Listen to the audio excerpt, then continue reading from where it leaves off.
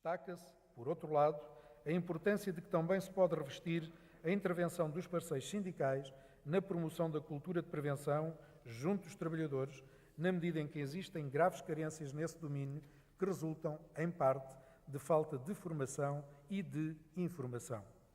Para além do amplo consenso gerado entre os parceiros sociais, encontramos também bons exemplos de cooperação que espelham claramente o contributo do diálogo social para a melhoria da eficácia dos sistemas de inspeção de trabalho.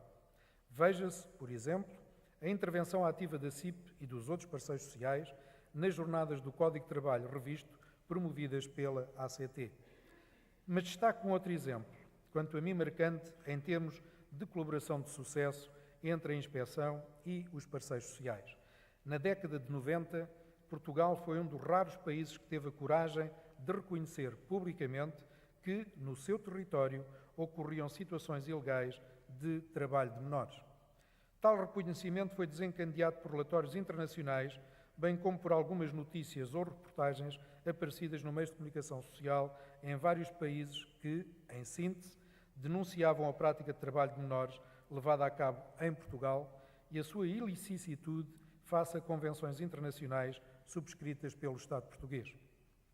Cita-se, a título exemplificativo, os relatórios do Departamento de Estado dos Estados Unidos, 93 e 97, relativos a práticas em matéria de direitos humanos detectadas em Portugal, a reclamação da Comissão Internacional de Juristas contra Portugal relativa à violação do primeiro parágrafo do artigo 7º da Carta Social Europeia, que foi apresentada em 98, a qual deu origem à queixa ao Conselho da Europa, formulada em 99 contra Portugal, sobre a mesma matéria. Convém acentuar que Portugal não apareceu isolado nestas críticas e denúncias, e vários outros países também foram apontados. De qualquer modo, esta situação colocou Portugal numa situação desconfortável, mas, simultaneamente, vantajosa relativamente ao problema de combate ao trabalho de menores. Ou seja, por um lado, o reconhecimento da ocorrência de situações de trabalho de menores teve, naturalmente, consequências negativas face à imagem internacional que, na altura, o país projetou para o exterior. Mas, por outro lado, o mesmo reconhecimento permitiu adotar, de forma clara e transparente, com o envolvimento da sociedade, políticas transversais que se traduziram em medidas eficazes de combate ao trabalho ilegal de menores. Esse entendimento foi mesmo formalizado de forma tripartida no âmbito do Acordo de Concertação Estratégica 96-99 de dezembro de 96, onde, no ponto 4, ou seja, da parte relativa aos compromissos vinculativos, os parceiros sociais assumem o compromisso de estudar formas de articulação entre as autoridades policiais e a Inspeção-Geral de Trabalho no desenvolvimento de ações que tornem necessárias a detecção e ao combate ao trabalho infantil.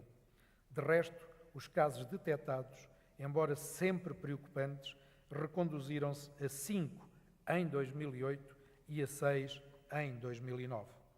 Em suma, destes exemplos é visível a mais-valia da colaboração entre todas as partes e extrai-se o importante contributo das inspeções do trabalho, não só para o combate às situações de trabalho ilegal, mas também para o combate à concorrência desleal e para a melhoria da imagem dos países com vista à atratividade do investimento e ao fomento das suas exportações. Esta é uma questão do interesse dos empresários. Um outro ponto que quero abordar diz respeito à formação e à atuação dos inspectores no terreno, aspectos relevantes e que assumem ainda maior importância quando, como já referi, a ACT admitiu recentemente 148 novos inspectores. A CIP entende que deve haver uma forte aposta na formação técnica inicial e contínua dos inspectores de trabalho. A rápida e constante mutação do mundo assim o exige. A referida formação técnica pode passar por inúmeros domínios, como o da segurança e saúde no trabalho, o direito em geral, a gestão empresarial, as técnicas de comunicação, etc. Por outro lado, na perspectiva da CIP, a atividade inspectiva deve, em primeira linha, assumir as vertentes preventiva e pedagógica, muitas vezes relegadas para segundo plano, mas que caracterizam a atividade das inspeções nos países modernos. É, assim, necessário que os inspectores de trabalho atuem sempre de forma equilibrada, com base em conhecimentos técnicos aliados ao bom senso, tentando diferenciar os vários tipos de situações com que se deparam, distinguindo situações graves e com importantes impactos de situações menos graves e de reduzido impacto e que por vezes poderão constituir meros lapsos para os quais as empresas devem ser advertidas. A vertente pedagógica, que obriga a um domínio das já referidas técnicas de comunicação, contribui, naturalmente, para a criação de uma necessária cultura de prevenção. É que não nos podemos esquecer da realidade empresarial portuguesa, largamente dominada, como disse, por micro e pequenas empresas. O incumprimento da legislação, maiormente no domínio da saúde e segurança, coloca-se com mais pertinência relativamente às micro e pequenas empresas, pois estão menos sensibilizadas, não têm estruturas convenientes, o custo de contratação de serviços é elevado ou mesmo incomportável, há falta de sensibilidade dos trabalhadores e, por que não dizê-lo, de alguns dos seus empresários. É importante destacar a ideia de que a evolução legislativa neste domínio deve ter por base o avanço tecnológico e da medicina e pressupostos cientificamente irrefutáveis.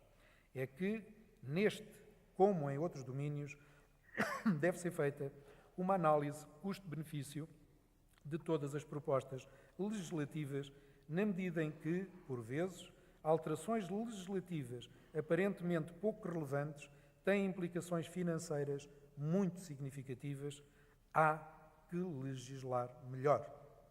A não consideração destes pressupostos pode ter como consequência a adoção de soluções verdadeiramente desajustadas e excessivas. Devemos referir que a legislação comunitária relativamente à saúde e segurança é mais exigente que a legislação vigente em algumas zonas do globo que concorrem diretamente com a Europa, como sabemos. Por outro lado, a legislação nacional, resultante da transposição de legislação comunitária, estabelece níveis de proteção muito superiores aos que existem em alguns países da União Europeia, o que significa uma desvantagem competitiva muito acentuada para as empresas que operam em Portugal. Entre os diversos exemplos que se podem identificar neste domínio, citaremos apenas um. Trata-se da obrigatoriedade de organização de serviços internos para as empresas que exerçam atividades de risco elevado nos termos dos artigos 78 e seguintes da Lei 102 de 2009, de 10 de setembro, que regulamenta o regime jurídico da promoção da segurança e saúde no trabalho. De facto, os termos de tais disposições não contemplam soluções eficazes para os problemas e dificuldades surgidos na aplicação do normativo em vigor. Revelam apenas um excessivo espírito intervencionista, limitando a liberdade de opção da gestão empresarial quanto à escolha entre contratação externa dos serviços em causa ou a sua organização interna. A CIP considera a solução legal infundamentada, uma vez que, até ao momento, não existem dados objetivos que permitam provar qualquer vantagem dos serviços internos sobre os externos, designadamente no que respeita aos resultados da ação da prevenção de riscos profissionais e, consequentemente, da redução da sinistralidade laboral. Perdão. Por outro lado, do ponto de vista normativo, salienta-se que a Diretiva 89/391 de 12 de junho de 89 não determina a prevalência de qualquer modelo de organização de serviços face às demais modalidades previstas. Também o Livro Branco dos Serviços de Prevenção das Empresas, editado pelo IDICT em abril de 99, a propósito dos serviços internos, refere que, e passo a citar, no âmbito do serviço de prevenção é praticamente impossível conseguir a plenitude das capacidades necessárias ao desenvolvimento das atividades de prevenção num serviço interno, sem recurso à consultoria externa. Assim sendo, não se afigura determinante a estipulação de modelos rígidos de organização, como são exemplos os serviços internos, e, muito menos, de tais modelos que são relacionados com critérios aferidos pela dimensão das empresas. Não há, portanto, qualquer fundamento para a imposição prevista, a qual, em nosso entender, deve ser alterada. É evidente que não se pode pôr em causa a segurança e saúde dos trabalhadores, pois são valores fundamentais. No entanto, os governos devem compensar algumas desvantagens competitivas que resultam da transposição de diretivas que espelham os níveis de proteção europeus, tornando os mercados de trabalho mais flexíveis e eficazes. Minhas senhoras e meus senhores, para concluir a minha intervenção, quero transmitir-vos que os desafios são muitos e exigentes, o que requer uma intervenção ativa e a congregação de esforços por parte de todos os atores, trabalhadores, empresas, seus representantes, Estado, etc., num clima de confiança, na procura de soluções ou compromissos em prol do desenvolvimento do país e do bem-estar dos portugueses. Por outras palavras, temos todos de trabalhar mais e melhor. A CIP continuará atenta e disponível para contribuir de forma positiva para uma maior eficiência da ação da ACT, tendo como premissa e por objetivo tornar Portugal um país mais próspero e mais desenvolvido.